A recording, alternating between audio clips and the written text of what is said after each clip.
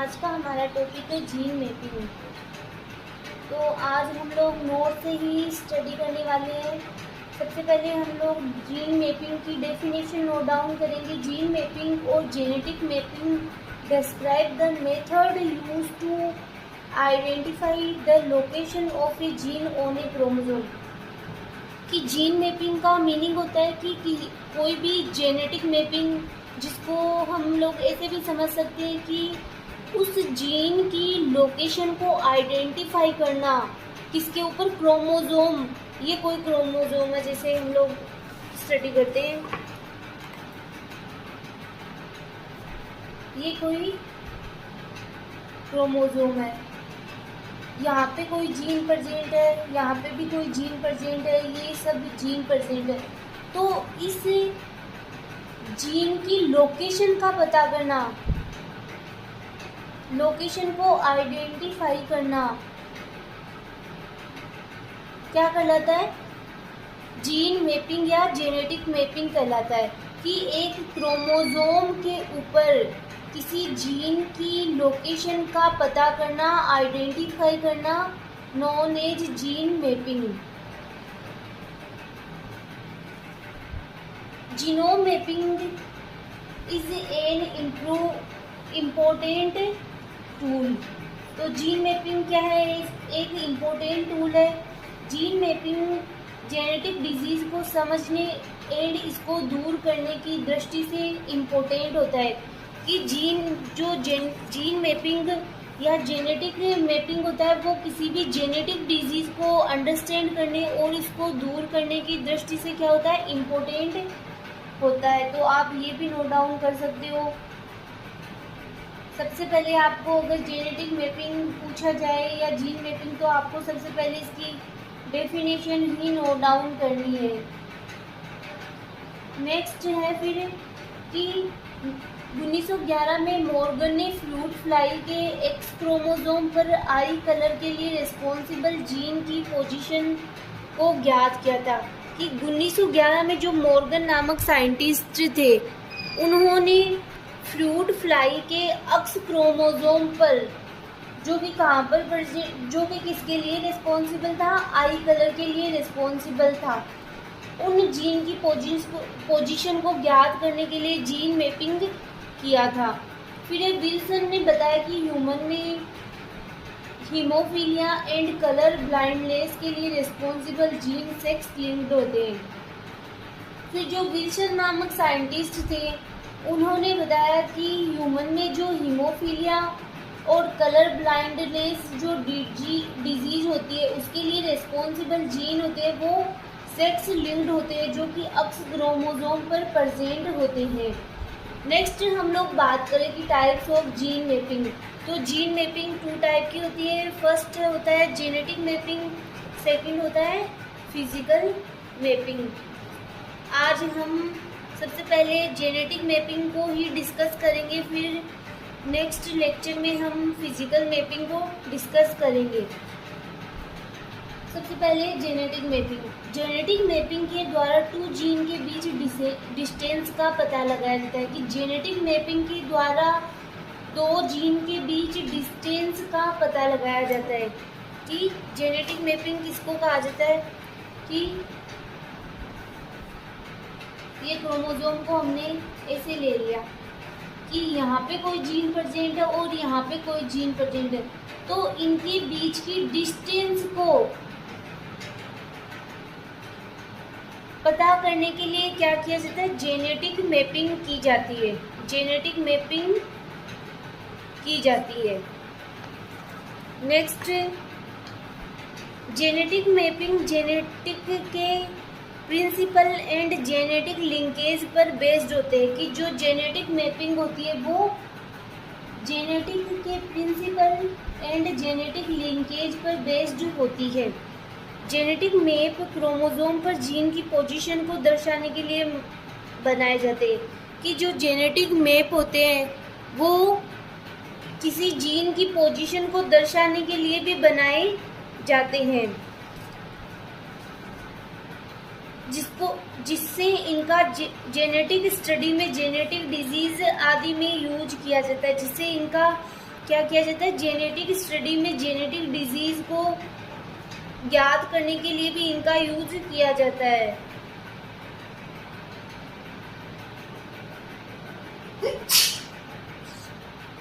फिर है genetic linkage.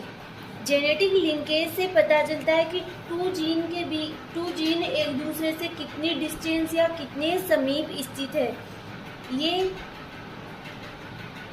ये घटना तब होती है जब क्रोमोसोम पर स्थित जीन क्रॉसिंग ओवर के दौरान साथ में ही उसी क्रोमोसोम पर वंशागत होते हैं। तो क्या मतलब है इसका कि जेनेटिक लिंकेज हम लोग पढ़ रहे हैं। क्यों पढ़ रहे हैं जेनेटिक लिंकेज? क्योंकि हम लोगों ने यहाँ बोला है कि जेनेटिक मैप होता है वो क्रोमोसोम। जेनेटिक मैप किसके आधार पर बनाया जाता है कि जेनेटिक लिंकेज पर बेस्ड होते हैं। ठीक है, तो हम लोग स्टडी कर रहे हैं जेनेटिक लिंकेज। अब जेनेटिक लिंकेज से क्या पता चलता है कि दो जीन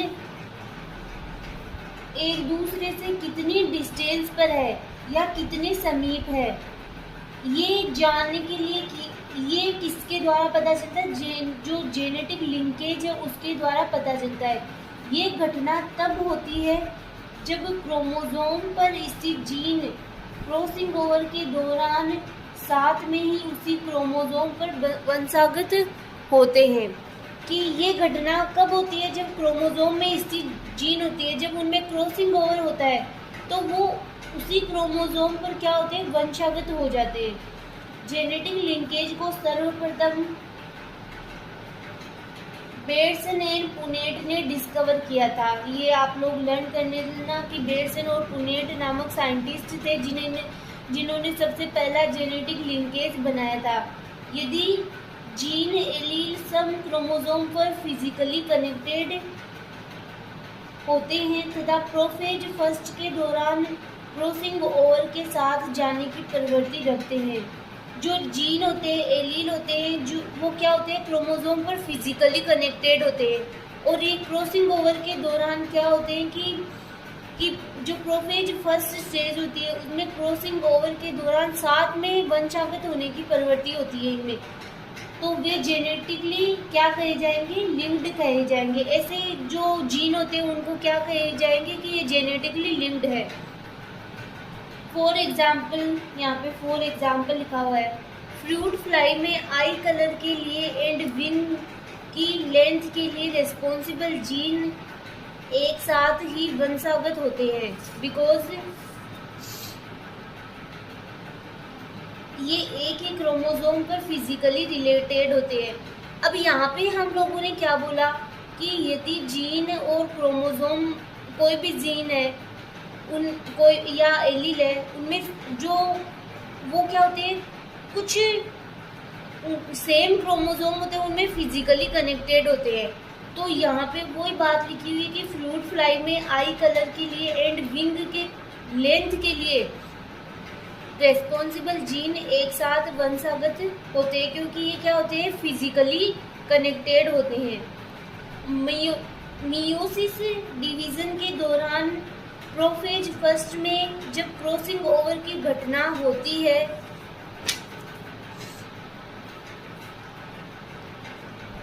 एंड क्रोमोसोम सेग्रीगेट होते हैं तो ऐसी पॉसिबिलिटी होती है कि सिमिलर क्रोमोसोम पर स्थित जीन सेपरेट हो जाते हैं, कि जो सिमिलर क्रोमोसोम पर स्थित जीन होते हैं वो क्या होते हैं, सेपरेट हो जाते हैं। यदि टू जीन के बीच फिजिकल कांटेक्ट कम हो अर्थात जीन के बीच डिस्टेंस अधिक हो तो इनकी पॉसिबिलिटी अत्यधिक होती है कि दो जीन है उनके बीच में फिजिकल कांटेक्ट कम है तो उनके बीच डिस्टेंस भी ऑब्वियसली ज़्यादा ही होगा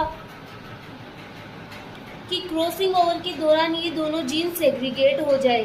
तो अगर फिजिकली कांटेक्ट में कम है और तो उनके बीच डिस्टेंस भी अधिक होगा तो ये पॉसिबिलिटी अधिक होती है कि वे क्रॉसिंग ओवर के दौरान जीन क्या हो जाए, सेग्रीगेट हो जाएंगे। एंड मेटरनल पोजीशन के समान क्रोमोसोम ना बनकर रिकॉम्बिनेंट बनाएंगे और क्या होगा कि ये क्रोमोसोम ना बनकर इनको क्या कहा जाएगा, रिकॉम्बिनेंट कहा जाएगा। अतः नेक्स्ट जनरेशन में इन जीन के फिनोटाइप के बेस पर जीन की आपेक्षिक दूरी व स्थिति की गणना कर सकते हैं।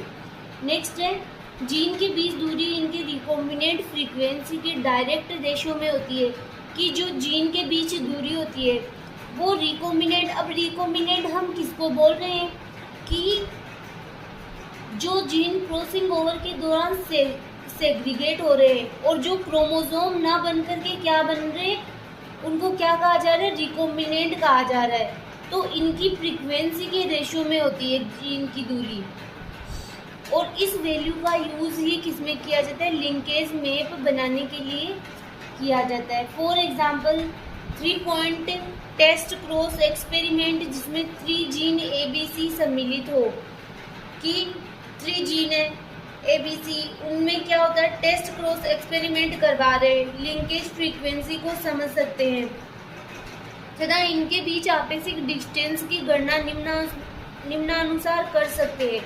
लिंकेज ग्रुप में दिए गए जीन क्रोमोसोम पर लीनियर सीक्वेंस में प्रेजेंट होते हैं। जो लिंकेज ग्रुप में दिए गए जो जीन होते हैं वो क्रोमोसोम पर कैसे प्रेजेंट होते हैं, लाइनर सीक्वेंस में प्रेजेंट होते हैं। फॉर एग्जाम्पल एक्सपेरिमेंट में दिए गए 3 जीन ABC सिमिलर क्रोमोसोम पर लाइनर सीक्वेंस में स्थित है कि जो हम लोग एक्सपेरिमेंट करवा रहे हैं, ये टेस्ट क्रॉस एक्सपेरिमेंट, इसमें क्या है, इसमें कि 3 जीन है ABC वो सिमिलर क्रोमोसोम पर लाइनियर सीक्वेंस में स्थित है। ये लिंक्ड है या नहीं टेस्ट क्रॉस करवाते हैं, और हमें मतलब इस टेस्ट क्रॉस के द्वारा ही पता चलेगा कि ये लिंक्ड है या नहीं है। माना क्रोमोसोम पर इनकी पोजीशन ABC, ये पोजीशन ले या तो ऐसे हो सकती है या फिर ACB हो सकता है या BAC हो सकती है, कोई सी भी पोजीशन हो सकती है इनमें। यदि ये पोजीशन प्रयोग में अगर हम लोग पोजीशन ये वाले प्रयोग में लेकर करें तो प्योर ABC तथा प्योर जो रिसेसिव होंगे में क्रॉस करवाया जाता है, तो क्रॉसिंग के रिजल्टिंग F1 में हमें क्या प्राप्त होगा, F1PD ये वाली प्राप्त होगी। ABC कैपिटल ABC और स्मॉल ABC ट्राई हाइब्रिड प्राप्त होता है। अर्थात AB में A एंड B जीन के क्रॉसिंग ओवर के दौरान सेग्रीगेट होने की आवृत्ति कितनी होगी, 3.5%। कि A और B में अगर हम लोग कौन सी सिचुएशन ले रहे हैं, हम लोग सिचुएशन ले रहे हैं ABC, इस प्रकार से ये लाइनर फॉर्म में स्थित है। सिचुएशन तो ये भी हो सकती है, ये भी हो सकती है, ये भी हो सकती है, लेकिन हम लोग इस प्रकार से ले रहे हैं, पहले A है फिर B है फिर C है, इनको लेकर क्या करते हैं, टेस्ट क्रॉस करवाया जाता है। तो हमें रिजल्ट में ये प्राप्त होता है कि रिसेसिव क्या होते हैं, ये तो क्या लिया जाता है, प्योर ABC, और ये तो क्या है, डोमिनेंट, और प्योर रिसेसिव क्या लिया जाता है, स्मॉल ABC, इनके बीच में क्या करवाया गया, क्रॉस करवाया गया। तो F1PD ऑब्वियसली यही प्राप्त होगी। ABC एंड जो ABC है इनकी 50% ये प्राप्त होगा और 50% ये प्राप्त होंगे। अर्थात AB में A एंड B जीन के क्रॉसिंग ओवर के दौरान सेग्रीगेट होने की आवृत्ति कितनी है, 3.5%। जो B एंड C के एंड A एंड C के सेग्रीगेट होने की फ्रीक्वेंसी बहुत ही कम है। कि ये क्या बोल रहा है कि A और B में A और B जीन के क्रॉसिंग ओवर दौरान सेग्रीगेट होने की आवृत्ति फ्रीक्वेंसी इतनी है, जो कि इन दोनों से B और C और A एंड C इनसे बहुत कम है। इसी प्रकार A एंड C की क्रॉसिंग ओवर के दौरान सेग्रीगेट होने की फ्रीक्वेंसी कितनी है, सर्वाधिक 21.7% है। अतः हम कह सकते हैं कि A एंड B के बीच की डिस्टेंस की अपेक्षा A एंड C के बीच की दूरी अधिक है। अगर तो इसको मैं मतलब ये जो हमें रिजल्ट प्राप्त हो रहे हैं कि क्या बोल रहे हैं कि जो ए और बी है उनमें ए एंड बी के सेग्रीगेट होने की प्रवृत्ति कितनी बता रहा है ये 3.5%। ठीक है, 3.5% बता रहा है। फिर ये बोल रहा है कि ये जो फ्रीक्वेंसी है वो बी एंड सी और ए एंड सी के सेग्रीगेट होने से बहुत ही क्या है, कम है। ठीक है, इनकी अर्थात इनकी ज़्यादा है। और आगे ये बता रहा है कि ए एंड सी के सेग्रीगेशन क्रॉसिंग ओवर के दौरान सेग्रीगेशन होने की जो फ्रीक्वेंसी मिलेगी वो है 21.7%, जो कि इससे क्या है, मोर देन। तो हम क्या कहेंगे कि ए एंड बी के बीच की अपेक्षा ए एंड सी के बीच की दूरी अधिक है। तो हम क्या बोलेंगे कि जो ए एंड बी है उसके बीच की जो डिस्टेंस है वो ए एंड सी के बीच से क्या है, जो ये वाली दूरी है ए एंड सी के बीच की दूरी क्या है, अधिक है। कि ये यहाँ पे तो कितना परसेंट प्राप्त है, 21.7%, और यहाँ पे है 3.5%। तो यहाँ की डिस्टेंस तो क्या है, कम है, और यहाँ की डिस्टेंस क्या है, ज़्यादा है। तो यही कहा गया है ये कि आगे हम लोग देखते हैं।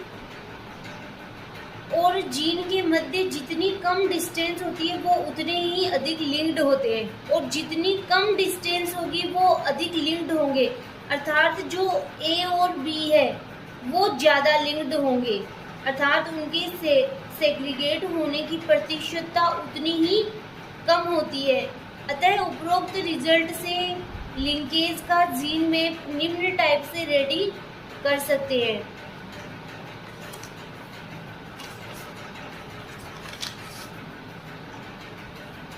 कि ये एक प्रकार का क्या बनाया गया है, यहाँ पे जेनेटिक में बनाया गया है कि जो हम लोग किस प्रकार से ले रहे हैं, ए बी सी, इस प्रकार से 3 जीन लाइनियर फॉर्म में स्थित है, और हमने इनका सीक्वेंस इस प्रकार से लिया है, पहले ए फिर बी फिर सी। तो हम लोगों ने बताया कि ए और बी के बीच में कितनी डिस्टेंस है, कि इनकी जो फ्रीक्वेंसी है वो 3.5 प्राप्त हो रही है, और ए एंड सी की कितनी हो रही है, 21.7 प्राप्त हो रही है। तो इनका जो इनकी डिस्टेंस कम है, इनके बीच की डिस्टेंस ज़्यादा है। तो हम क्या कर सकते हैं कि अब हम लोग इनके द्वारा इसकी भी डिस्टेंस निकाल सकते हैं। तो ये एक प्रकार का लिंकेज मैप रेडी हो गया। इसके थ्रू हम लोग जेनेटिक लिंकेज को समझ सकते हैं कि किसके बीच की दूरी अधिक है और किसके बीच की दूरी कम है, जिससे कि क्या होते हैं कि कौन से जीन के सेग्रीगेट होने की प्रवृत्ति ज़्यादा होती है या कम होती है। नेक्स्ट है, इस टाइप से जीन मैप द्वारा क्रोमोसोम पर जीन पोजीशन व इनके बीच रिलेटिव डिस्टेंस का अनुमान लगाया जाता है। कि क्या कहा गया, इस प्रकार जो जीन मैप है, ये जेनेटिक मैप है, उसके द्वारा जीन की पोजीशन व इनके बीच रिलेटिव डिस्टेंस का अनुमान लगाया जा सकता है। नॉर्मली तो जेनेटिक मैपिंग का मीनिंग ही ये होता है कि 2 जीन के बीच डिस्टेंस का पता लगाने के लिए जेनेटिक मैपिंग की जाती है। अगर आपके शॉर्ट क्वेश्चन या एमसीक्यूज में पूछा जाए कि जेनेटिक मैपिंग क्या होता है, तो आपको यही लिखना है कि 2 जीन के बीच डिस्टेंस को पता लगाने के लिए जेनेटिक मैपिंग की जाती है। और जो जेनेटिक मैपिंग का प्रिंसिपल होता है वो जेनेटिक लिंकेज पर ही बेस्ड होता है। तो ये हमने क्या किया, एक लिंकेज मैप रेडी किया जो मैंने आपको यहाँ पे बता दिया। इसके थ्रू आपको इजीली समझ में आ जाएगा जेनेटिक में जो लिंकेज है वो किस प्रकार से, उसके द्वारा किस प्रकार से जेनेटिक मैप रेडी किया जाता है। नेक्स्ट हम लोग नए लेक्चर में स्टडी करेंगे फिजिकल मैपिंग।